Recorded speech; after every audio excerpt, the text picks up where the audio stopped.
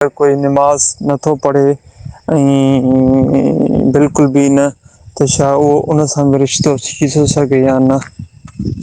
तव्हांजो सुवाल आहे त हिकिड़ो माण्हू बेनिमाज़ी आहे, छा उन सां रिश्तो थी सघे थो या न? रिश्ते जे हवाले सां नबी अलैहिस्सलाम जी जेका हदीस आहे, तुनकहुल मरअ लिअर्बअ, कंहिं औरत सां 4 शयुनि जे करे शादी कई वेंदी आहे।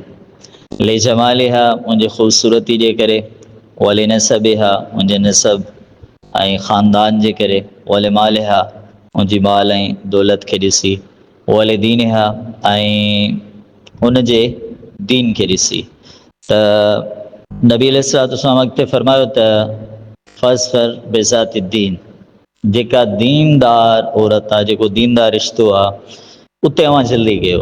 इहो जेको हदीस जो आख़िरी जुमिलो आहे, इहो नबी अलैहिस्सलाम जो पूरी उम्मत जे हर नौजवान मर्द ऐं हर नौजवान औरत जे लाइ मैसेज आहे त वॾनि जो लाइफ पार्टनर जो इंतिख़ाब जो जेको तरीक़ेकार आहे, उन जी बुनियाद दीन ते रखियल आहे। दीन आहे, अख़लाक आहे, सुठी तरबियत आहे, इन्हनि शयुनि खे ॾिसी रिश्ते जो इंतिख़ाब कयो वेंदो आहे। नंबर 2, जेकॾहिं को माण्हू मुशरिक आहे, उन खे रिश्तो ॾियण बि जाइज़ कोन्हे, उन खे रिश्तो वठण बि जाइज़ कोन्हे।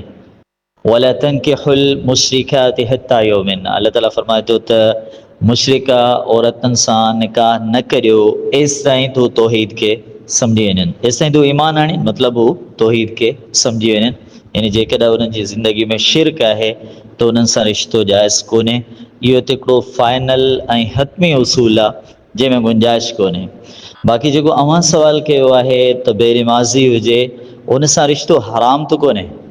जेकॾहिं तौहीद वारो आहे ऐं बेनिमाज़ी आहे, उन सां रिश्तो हराम त कोन्हे, पर पोइ बि कोशिश इहा कजे त रिश्तो ॾिजे या रिश्तो वठिजे त उते निमाज़ खे बि ॾिसजे, उते अख़लाक खे बि ॾिसजे, ऐं सभ खां बुनियादी ॻाल्हि अक़ीदत तौहीद खे ॾिसजे।